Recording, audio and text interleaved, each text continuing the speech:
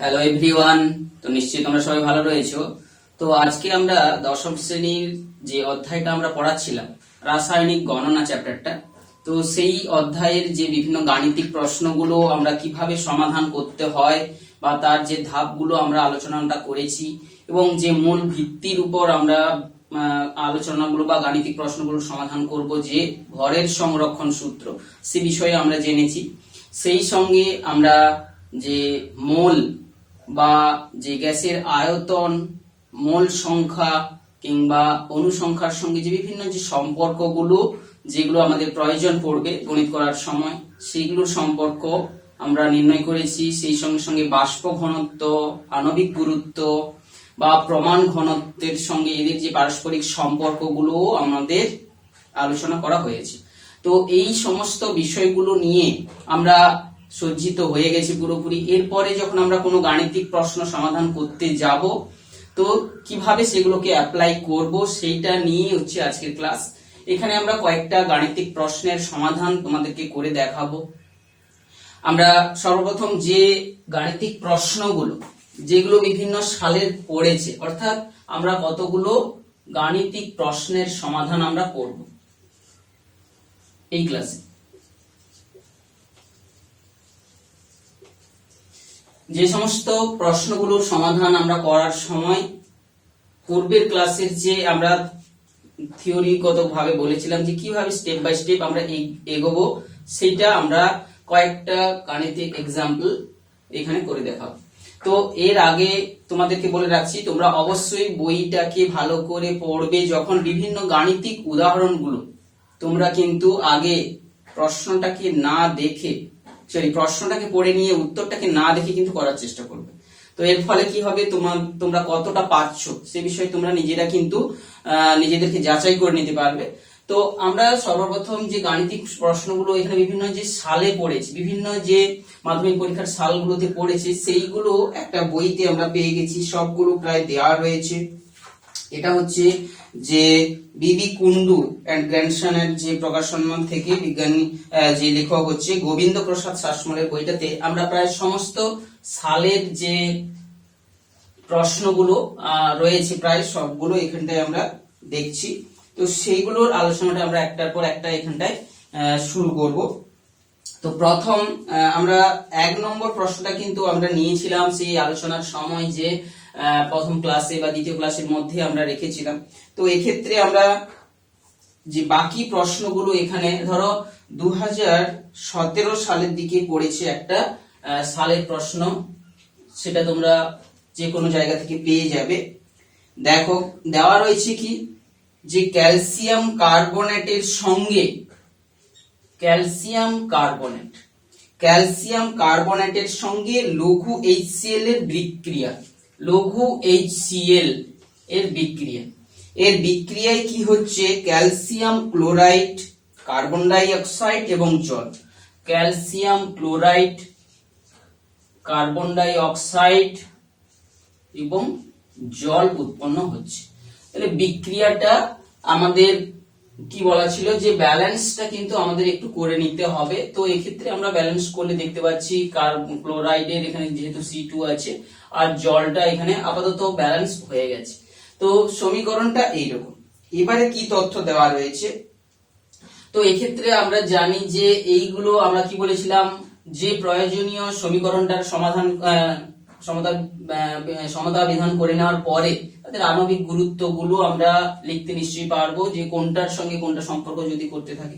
তো এখানে গণিতটাতে তোমাদের দেওয়া রয়েছে, দেখো যে 50 গ্রাম ক্যালসিয়াম কার্বনেট থেকে, ক্যালসিয়াম কার্বনেট এটা বলেছে যে 50 গ্রাম ক্যালসিয়াম কার্বনেট থেকে 55.5 গ্রাম ক্যালসিয়াম ক্লোরাইড, 55.5 গ্রাম ক্যালসিয়াম ক্লোরাইড সৃষ্টি হচ্ছে। 22 গ্রাম কার্বন ডাই অক্সাইড হচ্ছে, আর হচ্ছে জল হচ্ছে তোমার 9 গ্রাম।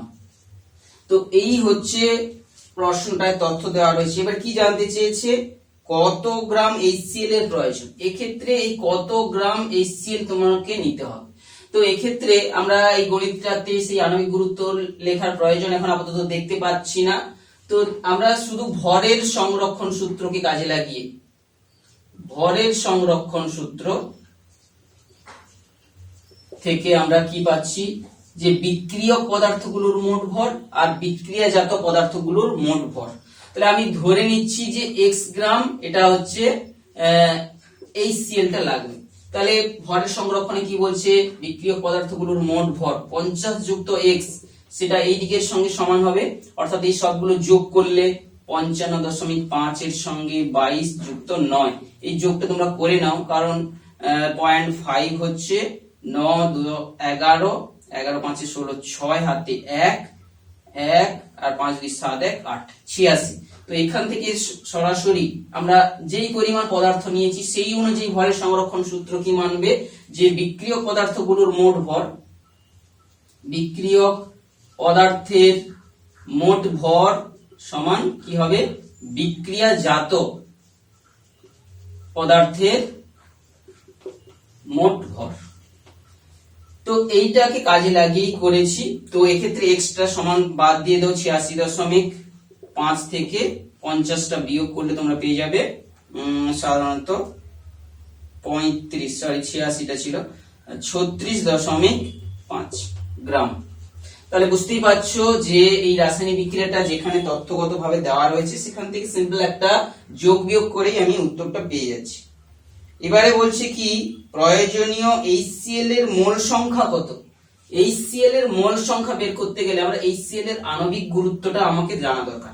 অর্থাৎ আণবিক গুরুত্ব HCl এর যদি আমরা বের করতে চাই, দেখো সংকেতের মধ্যে হাইড্রোজেনের 1 আর এখানে তোমাদের সাপ্লাই করা রয়েছে ক্লোরিনের 35.5, এই করে মোল হচ্ছে 36.5। তো আমরা দেখতে পাচ্ছিলাম আগে কি আণবিক গুরুত্বকে গ্রামে প্রকাশ করলে যত হয় সেই গ্রামটাকে বলা হচ্ছে 1 মোল HCl, অর্থাৎ 1 মোল HCl সমান হচ্ছে 36.5 গ্রাম। তাহলে এখানে যে 36.5 গ্রাম HCl উৎপন্ন হয়েছে, অতএব বিক্রিয়াটিতে আমাদের 1 মোল HCl লাগবে। তোমরা নিশ্চয়ই এভাবে লিখে তোমরা কমপ্লিট করতে পারবে। তো এক্ষেত্রে কিন্তু আমাদের বিক্রিয়ার ব্যালেন্সটারও প্রয়োজন পড়ছিল না, এবং সঙ্গে সঙ্গে কারণ কি এখানে তত্ত্বগতভাবে আমাদের যে ডাটাগুলো পুরো সাপ্লাই করা রয়েছে, কত গ্রামের সঙ্গে কত গ্রাম বিক্রিয়া করবে। তো এই হচ্ছে, আশা করি এই প্রশ্নটা অত্যন্ত সহজে কিভাবে সমাধান করলাম। দ্বিতীয়ত আবার একটা প্রশ্ন আমরা সালের থেকে করছি, যেটা পড়েছে হচ্ছে 2018-তে আছে একটা প্রশ্ন। তোমরা দেখো যে প্রশ্নটা কি আছে। এক্ষেত্রে আয়রন পাইরাইটিসকে অতিরিক্ত বায়ু প্রবাহে পুড়িয়ে সালফিউরিক অ্যাসিড উৎপাদনের জন্য প্রয়োজনীয় SO2 উৎপাদন করা হয়ে থাকে। আয়রন পাইরাইটিস FeS2, এইটাকে কি করা হচ্ছে, বায়ুতে পুড়িয়ে সালফার ডাইঅক্সাইড করা হয়, এটা আমরা জানি। তো এক্ষেত্রে বারবার বলে রাখছি যে রাসায়নিক গণনার প্রশ্নগুলো কিন্তু আমরা সাধারণত তোমাদের 10ম শ্রেণী কিংবা 9ম শ্রেণীর বইতে কেমিস্ট্রি অংশে তোমরা যে সমস্ত রাসায়নিক বিক্রিয়াগুলো পড়েছে বা পড়ে এসেছো বা পড়বে পরবর্তী সময়ে, সবগুলো কিন্তু সেইগুলো থেকেই সাধারণত আসার সম্ভাবনাটা বেশি। তো সেই জন্য তোমরা বিক্রিয়াগুলোকে বারবার প্র্যাকটিস করবে, যাতে করে যে সমতা বিধানটা অত্যন্ত দ্রুততার সঙ্গে তোমরা করতে পারো। তো এখানে আয়রন পাইরাইটিসের সঙ্গে বিক্রিয়াটা যেহেতু দেওয়া রয়েছে, এখানে দেওয়া রয়েছে 4S এবং অক্সিজেনের 11 অণু অক্সিজেনের বিক্রিয়া এখানটায় উৎপন্ন হয়েছে 2Fe2O3, ফেরিক অক্সাইডের সঙ্গে 8 অণু সালফার ডাইঅক্সাইড SO2। তো এই বিক্রিয়াটা দেওয়া রয়েছে। এবারে তোমাকে কি তথ্য দেওয়া রয়েছে, তাহলে এটা শিল্প পদ্ধতিতে যখন সালফিউরিক অ্যাসিড প্রস্তুত করা হয় তার এটা একটা প্রথম বিক্রিয়া আমরা জানবো, যে এরপরে সালফার ডাইঅক্সাইড থেকে সালফার ট্রাইঅক্সাইড করা হবে, এবং সালফার ট্রাইঅক্সাইডকে আমরা জানি যে H2S2O7, অর্থাৎ তাকে হচ্ছে সালফানে পরিণত করা, যে সেখানে সালফিউরিক অ্যাসিড দিয়ে তাকে শোষণ করে তাকে একটা সংকেতটা H2S2O7 তৈরি করা হয়, তার সঙ্গে প্রয়োজন অনুসারে জল মিশিয়ে আমরা জানি যে সালফিউরিক অ্যাসিড প্রস্তুত করে। সে যাই হোক, সেইটা যখন সালফিউরিক অ্যাসিড তোমরা পড়ে এসেছো সম্ভবত 9ম শ্রেণীতে, তো এই মুহূর্তে বিক্রিয়াটা আমার মনে পড়ছে না, বলতে যেটা আমাদের দরকার সেটা এখানে প্রয়োজনীয় দেওয়া রয়েছে।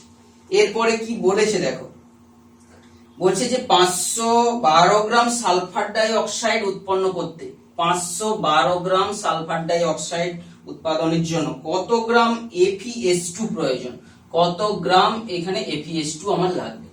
তো এই বিক্রিয়াটা করার জন্য তাহলে আমাদেরকে কিন্তু এই দুটোরই আণবিক গুরুত্ব কিন্তু আমাদের লিখে ফেলতে হবে। আণবিক গুরুত্ব FeS2 এর আণবিক গুরুত্ব নির্ণয় করার জন্য সাধারণত সব দেওয়া রয়েছে। আয়রনের হচ্ছে 56 56, তাহলে 56 প্লাস সালফারের হচ্ছে এখানে দেওয়া রয়েছে 32 করে, তাহলে 32 ইনটু 2, এটা ওভারঅল 4 দিয়ে একটা গুণ হবে। এক্ষেত্রে 8টা হচ্ছে অণু সংখ্যা, এক একটা অণুর ক্ষেত্রে সালফার 32 আর অক্সিজেনের হচ্ছে 32। এই করে তোমরা এখানটায় এটা নির্ণয় করে ফেলো যে 4 ইনটু 56 যুক্ত 64 যোগ করে তোমরা পেয়ে যাচ্ছ 4 গুণিত 6 4 10 0 120, অর্থাৎ 12 4 48, 480 গ্রাম। তো 480 গ্রাম আমরা যদি ফের আয়রন পাইরাইটিসটা নিয়ে থাকি, সেখান থেকে সালফার ডাই অক্সাইডটা দেখো, তাহলে 8 ইনটু 64 বা যেটা করে 8 4 32 2 হাতে 3 8 6 48 49 50 51 512 গ্রাম। তাহলে এক্ষেত্রে আমাদের উত্তরটা কিন্তু চলেই এসেছে। অ্যাকচুয়ালি দেখতেই পাচ্ছ যে আণবিক গুরুত্ব প্রকাশ করে নেওয়ার পর যে গ্রামটা হচ্ছে, আণবিক গুরুত্বকে গ্রামে প্রকাশ করলে যা হয়, তাহলে দেখতেই পাচ্ছ যে 512 গ্রাম সালফার ডাই অক্সাইড পাওয়া যায় কত থেকে, আমরা যখন ব্যালেন্স করে নিই এটা করতে হবে কিন্তু 480 গ্রাম থেকে। তাহলে উত্তরটা তোমরা সহজেই পেয়ে গেলে। আণবিক গুরুত্ব এবং তার সঙ্গে সঙ্গে অণু সংখ্যা গুণ করে কত পরিমাণ পদার্থ থেকে কত পরিমাণ পদার্থ সৃষ্টি হলো সেটা নির্ণয় হয়েই গেল। তাহলে এটা একটা 2018 সালের প্রশ্নটা আমরা এখানে এভাবে খুব সহজেই করে ফেললাম। বিক্রিয়াটা দেওয়া ছিল, সেই জন্য ব্যালেন্সও আমাদের করতে হয়নি। তো আমাদের কিন্তু সব বিষয়ের জন্য প্রস্তুত থাকতে হবে যে ব্যালেন্স কখনো দেওয়া থাকতে পারে, আবার কখনো নাও দেওয়া থাকতে পারে। এরপরে 18 সালে আরো একটা গণিত দেখতে পাচ্ছি 2018 যে রয়েছে, কোন ধাতব কার্বনেটের 200 গ্রাম। তো আমরা ধাতুটা এখানে ধরে নিচ্ছি যে মনে করো একটা এক্স হচ্ছে একটা ধাতু, আননোন ধাতু যেহেতু জানা নেই, এবং এর হচ্ছে যোজ্যতা সমান 2 ধরে নিচ্ছি। এখন কারণ কি, যোজ্যতা জানা থাকলে তবে সংকেত লিখতে সুবিধা হবে। কোন ধাতব কার্বনেট, তাহলে ধাতব যদি কার্বনেট হয়, CO3 কার্বনেট মূলকের যোজ্যতা 2 2 2 করে লেখা। এই কার্বনেট থেকে আমরা জানি কি যদি উত্তপ্ত করা হয়, এখান থেকে ধাতুটা আমরা পেয়েছি আর একটা গ্যাস পেয়েছি। গ্যাসটা আমাদের সেক্ষেত্রে আমরা যদিও জানতে পারছি কার্বন ডাই অক্সাইড ধরেছি, এইটা হচ্ছে আননোন একটা গ্যাস সৃষ্টি হয়েছে ওয়াই। তো এই বিক্রিয়াটা থেকে আমাদের যে যে তথ্যগুলো দেওয়া আছে দেখো, 200 গ্রাম আমি নিয়েছি কার্বনেট যে যৌগটা, সেখান থেকে উৎপন্ন করে ধাতুটা আমি পেয়েছি কি বলছে, ধাতব অক্সাইড পেয়েছি। তাহলে ধাতব অক্সাইডটা যেটা পেয়েছি সেটা হচ্ছে 112 গ্রাম পেয়েছি। তাহলে যে গ্যাসটা আমরা পেয়েছি, এটা যে ওয়াই একটা গ্যাস পেয়েছি, এই গ্যাসটার মান কত। তো এক্ষেত্রেও দেখতে পাচ্ছ যে আণবিক গুরুত্ব লেখার প্রয়োজন নেই, শুধু ভরের সংরক্ষণ সূত্র থেকে ভরের যে সংরক্ষণ সূত্র আমরা লাগাবো যে রাসায়নিক গণনায়, যে বিক্রিয় পদার্থের মোট ভর আর বিক্রিয়াজাত পদার্থের মোট ভরের সঙ্গে সমান, অর্থাৎ 200 সমান হবে 112 যুক্ত x। এই যে ধরো আননোন যে গ্যাসটার পরিমাণটা মনে করো x এখানে উৎপন্ন হবে x গ্রাম। তো সেক্ষেত্রে সমাধান করে x এর মান তোমরা পেয়ে যাচ্ছ, বিয়োগ করলে পেয়ে যাবে 88 গ্রাম। তাহলে যে আননোন গ্যাসটা উৎপন্ন হচ্ছে তার পরিমাণ হচ্ছে 88 গ্রাম। এবারে তোমাকে কি বলেছে, গ্যাসীয় যে যৌগটা উৎপন্ন হচ্ছে, এখন তোমাকে ঘুরপথে ওই গ্যাসীয় যে যৌগ যেটা ওয়াই এর হচ্ছে কি দেওয়া আছে, বাষ্প ঘনত্ব 22 দেওয়া আছে। এখন বাষ্প ঘনত্ব, এই যে ওয়াই এর বাষ্প ঘনত্ব দেওয়া আছে 22, আমরা বাষ্প ঘনত্বের সঙ্গে আণবিক গুরুত্বের যে সম্পর্ক জানি, m সমান তাহলে কত হবে 2 ইনটু বাষ্প ঘনত্ব অর্থাৎ 44। তাহলে বুঝতেই পারছো গ্যাসটি কিন্তু কার্বন ডাই অক্সাইড। সে যাই হোক, গ্যাসটি আণবিক গুরুত্ব পেয়ে গেলাম 44, অতএব তার হচ্ছে 44 গ্রাম হচ্ছে তার হচ্ছে 1 মোল সমান 44 গ্রাম। তাহলে আণবিক গুরুত্ব 44 হলে তাহলে 44 গ্রাম সমান হচ্ছে 1 মোল। তো এবারে বিক্রিয়াটিতে কত মোল গ্যাসীয় যৌগ উৎপন্ন হবে, অতএব 44 গ্রাম সমান হচ্ছে 1 মোল উক্ত গ্যাস। তাহলে দেখো যেটা উৎপন্ন হয়েছিল 88 গ্রাম, অতএব যে মোল সংখ্যাটা কত হবে, কত মোল গ্যাস সৃষ্টি হবে, যে গ্যাসটার পরিমাণকে আণবিক গুরুত্ব দিয়ে ভাগ করো। তো এই ক্ষেত্রে যে পরিমাণটা উৎপন্ন হয়েছিল 88 কে তারা যে 44 গ্রাম দিয়ে ভাগ করো, তাহলে পেয়ে যাবো 2 মোল, মোল সংখ্যা হবে 2, অর্থাৎ 2 মোল এই গ্যাসটার সৃষ্টি হবে।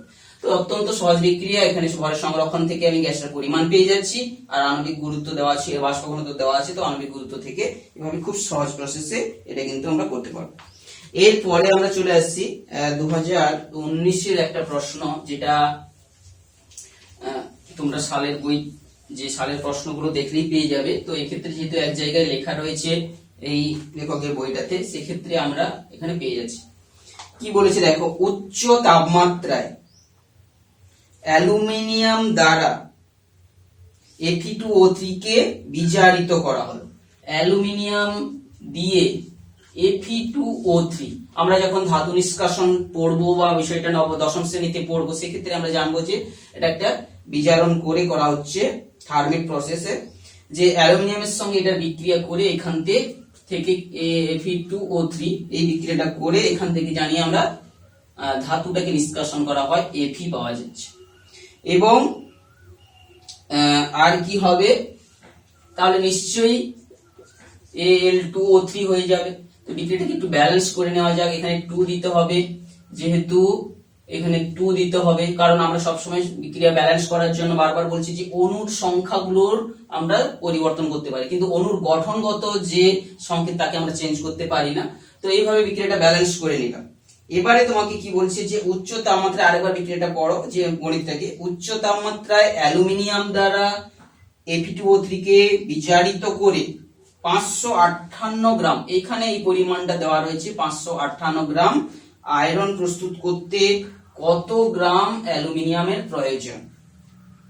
তো যেহেতু এই দুটোর সম্পর্ক নির্ণয় করতে হচ্ছে, তাহলে এই দুটোর আণবিক গুরুত্বগুলো আমরা যদি লিখে ফেলি, অ্যালুমিনিয়ামের হচ্ছে এখানে দেওয়া রয়েছে দেখো 27, তাহলে 2 গুণিতক 27 মানে 54 গ্রাম, থেকে আমরা আয়রনেরটাও দেওয়া রয়েছে 58.8, তাহলে 2 ইন্টু 58.8 গ্রাম। তাহলে এটা তোমরা গুণ করে নিতেও পারো, কারণ করে নিতে না নিলেও হবে। তো এইভাবে দেখো, তোমরা ঐকিক নিয়মের সাহায্যে তোমরা নিশ্চয়ই এবার পারবে। অর্থাৎ 54 গ্রাম থেকে আমরা পেয়ে থাকি 2 8 16 6 হাতে 1, 2 8 16 17 7 হাতে 1, 2 5 10 11, 117.6 গ্রাম। তাহলে 2 8 16 6 হাতে 1, 2 8 16 17 7 হাতে, তাহলে এই গ্রামটা, তাহলে 54 গ্রাম অ্যালুমিনিয়াম থেকে পাওয়া যায় 117 গ্রাম আয়রন এই বিক্রিয়ার মধ্যে। তো এইটা পেতে গেলে কি হবে, এখানে একটা সরল সম্পর্ক, অতএব নির্ণেয় যে অ্যালুমিনিয়ামের মান ভর কত হবে না, যেটা আছে আমরা জানি যে 54 ইনটু, এটা সরল অনুপাতে থাকলে এইভাবে গুণটা হবে। এইভাবে এখান থেকে তোমরা দেখতে পাচ্ছ যে এটা যদি গুণটা না করতাম, তো এটা হচ্ছে, এটাকে আমি যদি লিখতাম হচ্ছে 2 ইন্টু 58.8, তাহলে এখানে 2টা থাকলেই হয়ে যেত। এটার 10 গুণ হচ্ছে এটা, আচ্ছা 2 27 এটা, তাহলে 270 গ্রাম হয়ে যাবে যে অ্যালুমিনিয়ামের পরিমাণ। তো এখন অ্যালুমিনিয়ামের পরিমাণ, আবার অ্যালুমিনিয়ামের আণবিক গুরুত্ব এখানে 27, তাহলে এখানে সমান দেখতে পাচ্ছ অ্যালুমিনিয়াম হচ্ছে 10 মোল অ্যালুমিনিয়াম, কারণ অ্যালুমিনিয়ামের আণবিক গুরুত্ব 27। তো এইভাবে কত মোল Fe2O3 লাগবে, তাহলে আমাদের কিটা জানতে চেয়েছিল, বিক্রিয়াটিতে কত মোল Fe2O3 লাগবে। তো এক্ষেত্রে এইটা সৃষ্টির জন্য আমাদের তো এইটা নির্ণয় করতে অ্যাকচুয়ালি হতো, এটাও 1 মোল, এর হচ্ছে 2 ইন্টু 58.8, এটার আণবিক গুরুত্বটা এখানে লিখে নিলে ভালো হতো, 2 ইন্টু 58.8 প্লাস 16 3 48। তো এক্ষেত্রে এটাও 1 মোল, যেহেতু মোল সংখ্যার উপর ভিত্তি করে দিয়েছে, আমাদের গ্রামটা না বের করলেও চলবে। সিম্পলি দেখে নাও যে 558 মানেই কিন্তু এক্ষেত্রে তোমরা দেখতে পাচ্ছ যে এটা 5 মোল, 5 দিয়ে গুণ করে সরি এইটা মানেই হচ্ছে আমরা এখানে অ্যালুমিনিয়ামটা আমার দরকার ছিল না এটা নির্ণয় করার, তো আমাদের প্রশ্নটা কিন্তু যা ছিল আমরা ভুল করে ফেলেছি। তো এক্ষেত্রে Fe2O3 এর পরিমাণটা এখানে দেখো, আমরা তাহলে এই গ্রামটাকে আমরা মোলে করে নিলে সুবিধা হবে। তাহলে 558 গ্রাম সমান এখানে তোমরা পেয়ে যাচ্ছ 558 গ্রাম মানে হচ্ছে ক মোল, 558.8 দিয়ে গুণ করলে এটা 10 মোল হচ্ছে লোহা। তাহলে এই বিক্রিয়াটার থেকে আমাদের আণবিক গুরুত্ব করার দরকার নেই, যে 1 মোল থেকে 1 মোল Fe2O3 লাগে হচ্ছে 2 মোল Fe পাওয়ার জন্য। তাহলে আমাদের 10 মোল পাওয়ার জন্য কত নিতে হবে? তাহলে 1 মোল থেকে 1 মোল, আচ্ছা তাহলে 1 মোল তৈরি করতে 2 মোল তৈরি হয়ে যায় 1 মোল নিলে, তাহলে 10 মোল তৈরি হবে 5 মোল, অতএব 5 মোল Fe2O3 লাগবে। 5 মোল Fe2 যেহেতু সরাসরি মোল সংখ্যা দিয়ে দিয়েছে, তাহলে এক্ষেত্রে কিন্তু আমাদের আণবিক গুরুত্বগুলো নির্ণয় করার কোনো প্রয়োজন নেই। এক্ষেত্রে সিম্পল ভাবে যেটা দেওয়া আছে আয়রনের এই পরিমাণটা বের করতে, এইটার সমান তোমরা নিশ্চয়ই 58.8 দিয়ে ভাগ করলেই পেয়ে যাবে 10।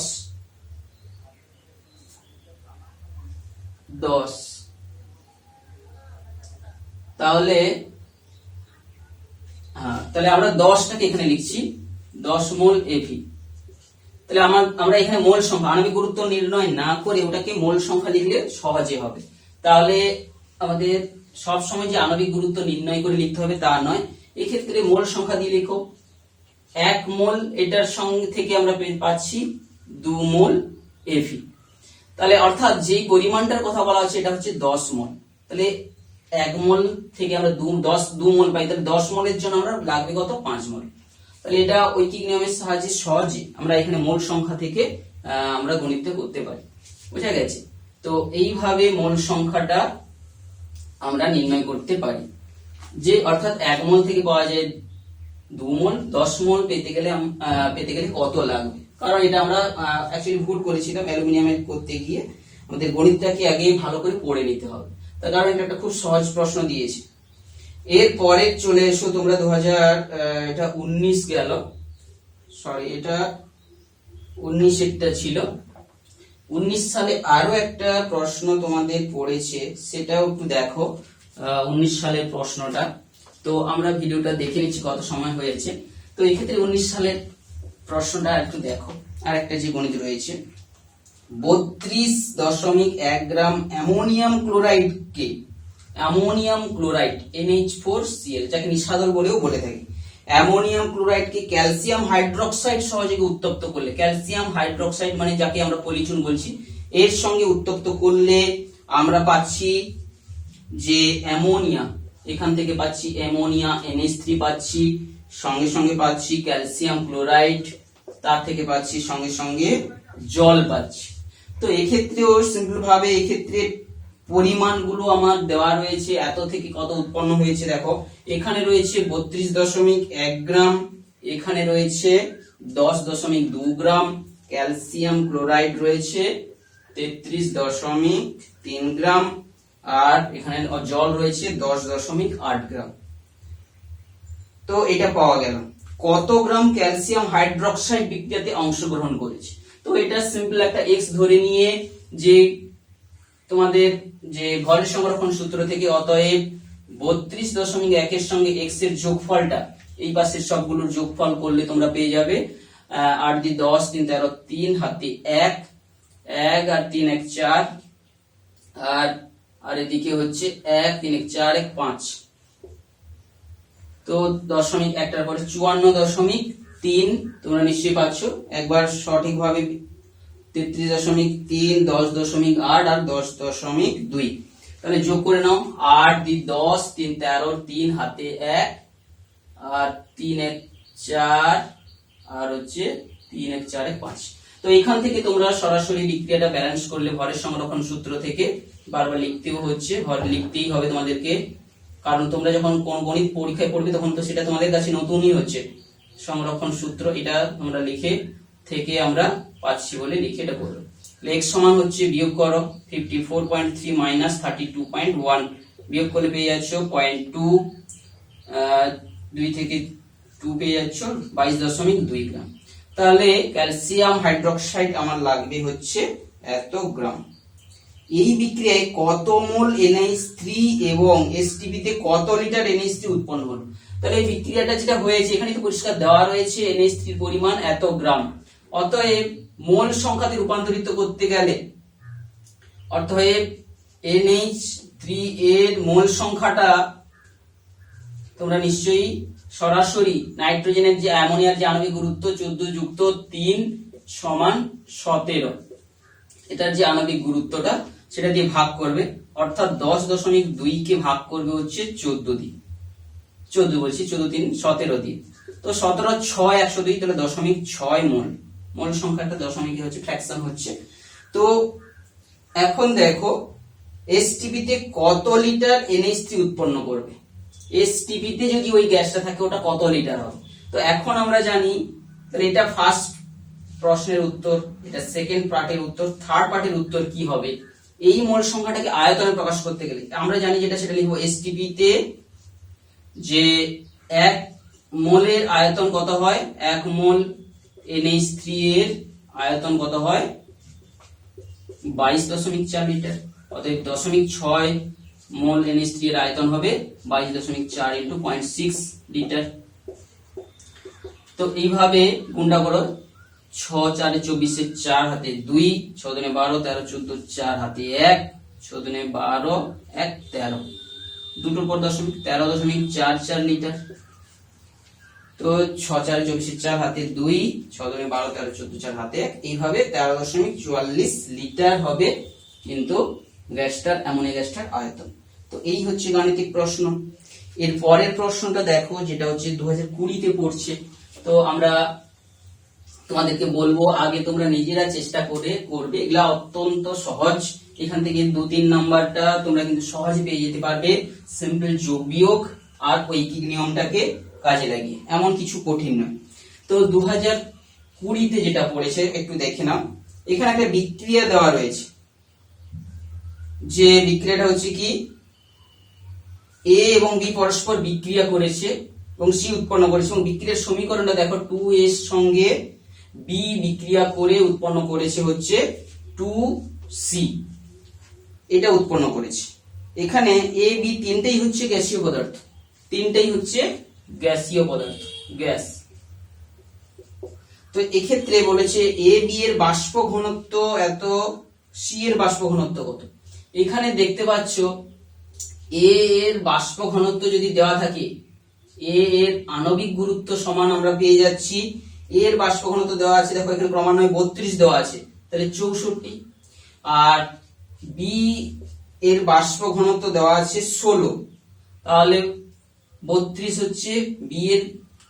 তাহলে এক্ষেত্রে দেখো বিক্রিয়াটাকে আগে তোমরা যদি সমীকরণ থেকে তোমরা নির্ণয় করো এখানে কত উৎপন্ন হয়েছে, তাহলে এখানে দেখো এর হচ্ছে আণবিক গুরুত্ব 64, তাহলে বিক্রিয়ক পদার্থের যোগফল বিক্রিয়াজাত পদার্থের যোগফলের সঙ্গে সমান হবে। তাহলে অতএব দেখো 2 গুণিতক 64 তার সঙ্গে যোগ করে হয়েছে 32 গ্রাম, যুক্ত হয়ে যেটা উৎপন্ন হবে 2 গুণিতক C এর আণবিক গুরুত্ব, কারণ তার যে আণবিক গুরুত্বটা যা হবে তাকে 2 দিয়ে গুণ করে যে পরিমাণটা হচ্ছে সেক্ষেত্রে। তাহলে এক্ষেত্রে 128 যুক্ত 32 সমান হচ্ছে 2 গুণিতক MC। তো আমাকে যেটা নির্ণয় করতে দিয়েছে C এর বাষ্প ঘনত্ব কত। তো এক্ষেত্রে এই সমীকরণটায় তোমরা পেয়ে যাচ্ছ 8 10 0 3 5 6 160 ভাজিতক 2, এটা করলে তোমরা পেয়ে যাচ্ছ C এর আণবিক গুরুত্ব, অর্থাৎ C এর আণবিক গুরুত্ব 80 পেয়ে যাচ্ছে, অর্থাৎ আণবিক গুরুত্ব C এর আণবিক গুরুত্ব হয়েছে 80। অতএব বাষ্প ঘনত্ব কত হবে, বাষ্প ঘনত্ব C কি হবে, M কে আবার 2 দিয়ে ভাগ C এর আণবিক গুরুত্ব, অর্থাৎ 40 হবে বাষ্প ঘনত্ব। তাহলে গ্যাসটার বাষ্প ঘনত্ব কিন্তু সিম্পল ভাবে যোগ বিয়োগ করেই তোমরা এখানেই পেয়ে যাবে। জাস্ট তোমাদের গণিতটা শুধু বুঝতে হবে। এখানে ভরের সংরক্ষণ সূত্র থেকে এখানে এগুলো তোমরা নির্ণয় করেছো। যেহেতু তোমাদেরকে বাষ্প ঘনত্ব এর বাষ্প ঘনত্ব দেওয়া ছিল 32, বি এর বাষ্প ঘনত্ব দেওয়া ছিল 16, এইগুলো থেকে তোমরা এটা বার করলে। তো এইভাবে গণিতটা কিন্তু হবে। এরপরে 8 দাগে আবার 2020-তে আরো একটা দুটো করে গণিত থাকে প্রত্যেক বছর তোমাদের। তো 2020-র আর একটা গণিত যেটা আছে ছিল সেটা একটু দেখে নাও। তো সেখানে কি ছিল যে কত মোল একটা রাসায়নিক বিক্রিয়া দেওয়া ছিল যে ZnS, এখানে যে বিক্রিয়াটা দেওয়া আছে দেখো ZnS জিঙ্ক সালফাইড, 2 অণু জিঙ্ক সালফাইড আর 3 অণু অক্সিজেন, এই থেকে উৎপন্ন করেছে 2 অণু জিঙ্ক অক্সাইড, তার সঙ্গে আছে সালফার ডাই অক্সাইড 2 অণু। এক্ষেত্রে বলছে কি যে 100 মোল জিঙ্ক সালফাইড থেকে, তো এক্ষেত্রে বলছে 100 মোল জিঙ্ক সালফাইড থেকে কত গ্রাম জিঙ্ক অক্সাইড এবং কত মোল সালফার ডাই অক্সাইড উৎপন্ন হবে। তো এক্ষেত্রে সিম্পল ভাবে তোমরা যদি মোল সংখ্যার আকারে লেখো তাহলে এটা তো তার 1 মোল, তাহলে 2 মোল জিঙ্ক সালফাইড, 3 মোল অক্সিজেন, এইগুলো বিক্রিয়া করে উৎপন্ন করেছে 2 মোল জিঙ্ক অক্সাইড আর তার সঙ্গে হয়েছে 2 মোল সালফার ডাই অক্সাইড। আমরা আণবিক গুরুত্ব না লিখে মোল সংখ্যার আকারে যদি ভাবি তাহলে 2 মোল থেকে 2 মোল 3 মোল বিক্রিয়া করে যে গেলুসাকের গ্যাস আয়তন সূত্র থেকে আমরা সিম্পল ভাবে মোল সংখ্যাতে প্রকাশ করলাম। তো এই ক্ষেত্রে দেখো তোমাদেরকে যেটা বের করতে বলেছে, বলছে যে 100 মোল জিঙ্ক অক্সাইড থেকে জিঙ্ক সালফাইড থেকে কত মোল জিঙ্ক অক্সাইড উৎপন্ন হবে। তাহলে 2 মোল থেকে যদি 2 মোল জিঙ্ক অক্সাইড উৎপন্ন হয়, অতএব 100 মোল জিঙ্ক অক্সাইড জিঙ্ক সালফাইড থেকে তোমার উৎপন্ন হবে কত 100 মোল,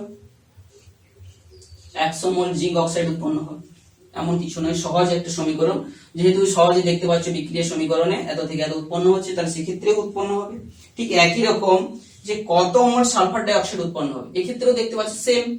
এক্ষেত্রেও সেখান থেকেও দেখতে পাচ্ছ 2 মোল থেকে উৎপন্ন হচ্ছে 2 মোল সালফার ডাই অক্সাইড, তাহলে 100 মোল যে জিঙ্ক সালফাইড থেকে উৎপন্ন হবে তোমার 100 মোল সালফার ডাই অক্সাইড। এটা একটা খুব সহজ প্রশ্ন দিয়ে রেখেছে। তো এই রকম ভাবে তোমরা 2020-তে দেখতে পাচ্ছ। 2022-এরও একটা প্রশ্ন এখানে তোমাদের দেওয়া রয়েছে, একটু দেখে নাও।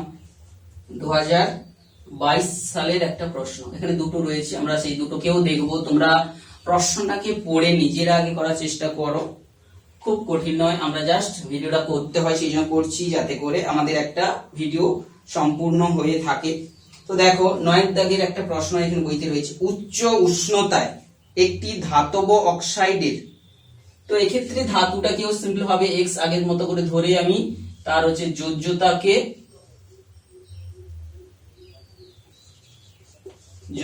2 ধরে নিচ্ছি। তাহলে যে ধাতব বলছি উচ্চ উষ্ণ একটি ধাতব অক্সাইডের 40 গ্রামের সঙ্গে অ্যালুমিনিয়াম আর এই ধাতব অক্সাইড, যদি অক্সাইডের 40 গ্রামের সঙ্গে বিক্রিয়া হয়ে ধাতুটির 28 গ্রাম পেয়েছি। এই যে ধাতুটা পেয়েছি এটা 28 গ্রাম পেয়েছি এবং 25.5 গ্রাম অ্যালুমিনিয়াম অক্সাইড, তো এই ক্ষেত্রে অ্যালুমিনিয়াম অক্সাইড পেয়েছি। তো একটা বিক্রিয়াতে যেহেতু তোমাদের এখানে আণবিক গুরুত্ব নির্ণয়ের প্রয়োজন পড়বে না, কারণ কি এক্ষেত্রে পরিমাণগুলো দেওয়া রয়েছে। ধাতব অক্সাইডের 40 গ্রামের সঙ্গে এটা নিয়েছি 40 গ্রাম। অ্যালুমিনিয়ামের বিক্রিয়া, অ্যালুমিনিয়ামটা জানা নেই আমাদের কত নিয়েছি বিক্রিয়া করে, ধাতুটির এখানে আমি পেয়েছি 28 গ্রাম পেয়েছি আর এটা পেয়েছি 25.5। তো সিম্পল এটা মনে করো কত অ্যালুমিনিয়াম প্রয়োজন, তাহলে x অ্যালুমিনিয়াম প্রয়োজন, এবং এখান থেকে তোমরা সমীকরণটা সমাধান করে পেতে পারো, কারণ এটা যে ভরের সংরক্ষণ সূত্র থেকে। তাহলে ধরে নিচ্ছি অ্যালুমিনিয়াম x গ্রাম লাগবে, তাহলে ভরের সংরক্ষণ সূত্র কি বলছে, সূত্র থেকে আমরা পেয়ে যাচ্ছি এটা সমান এটা, অর্থাৎ x সমান কি হবে, এই যোগফলটাকে তোমরা করে নাও 0.5 8 5 13 3 হাতে 1 2 3 4 5 53.5 থেকে বাদ যাবে হচ্ছে 40, 53.5 মাইনাস 40 মানে হচ্ছে 13.5। তাহলে অ্যালুমিনিয়ামটা লাগছে হচ্ছে 13.5 গ্রাম। কত গ্রাম অ্যালুমিনিয়ামের প্রয়োজন, খুব সহজ বিক্রিয়া, জাস্ট ভরের সংরক্ষণ সূত্র কাজে লাগিয়ে তোমরা গণিতটা করে ফেলবে। এরপরে যেটা 2022-এ আরেকটা প্রশ্ন পড়েছে সেটা একটু দেখে নাও কি দিয়েছে, তোমরা নিজেরাই এগুলো চেষ্টা করবে, অত্যন্ত সহজ প্রশ্নই পড়ে।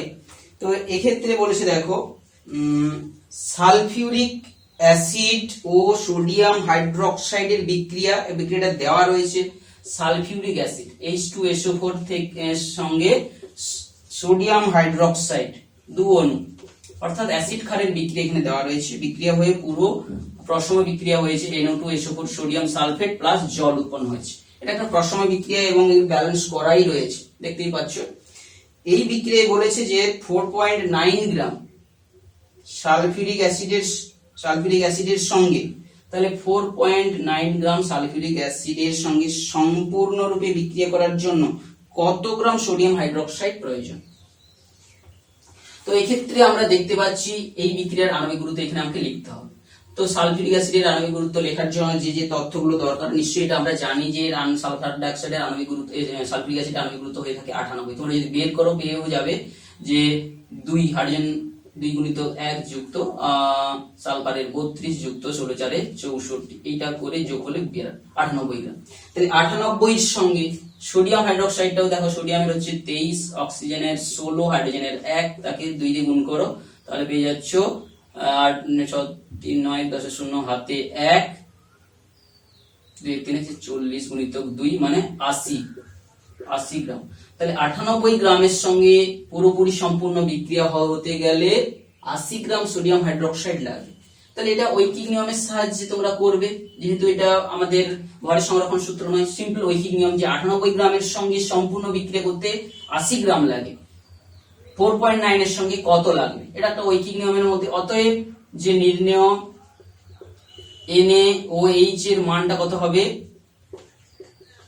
তাহলে 80 গুণিতক সরল সম্পর্কে থাকলে যেভাবে আমরা ভগ্নাংশকে গুণ করি সেইভাবে তোমরা এটাকে গুণ করে উত্তরটা করো। তো এই ক্ষেত্রে একটা সহসংখ্যক তুললাম, এখানে 20 হবে এবং 20 সঙ্গে 4 কাটাকাটি করলে 24 গ্রাম। তাহলে 4.9 গ্রাম সালফিউরিক অ্যাসিডের সঙ্গে এটা লাগবে হচ্ছে মাত্র 4 গ্রাম যে সোডিয়াম হাইড্রোক্সাইড। কত গ্রাম সোডিয়াম হাইড্রোক্সাইড আছে, কত গ্রাম সোডিয়াম হাইড্রোক্সাইডের যে প্রয়োজন হবে, তাহলে এই 4 গ্রাম সোডিয়াম হাইড্রোক্সাইডের প্রয়োজন হবে। তো খুব সহজ বিক্রিয়া এবং এই ক্ষেত্রে এইরকম ভাবে তোমরা বিভিন্ন প্রশ্নগুলো তোমরা নিজেরা অ্যাটেন্ড করবে। তো আরেকটা আমরা ভিডিও আনবো যেখানে আমরা যে পরবর্তীতে অন্য কোনো একটা গুরুত্বপূর্ণ অথার বা ভালো অথারের বই প্রশ্নগুলোর সমাধান নিয়ে তোমরা দেখবে।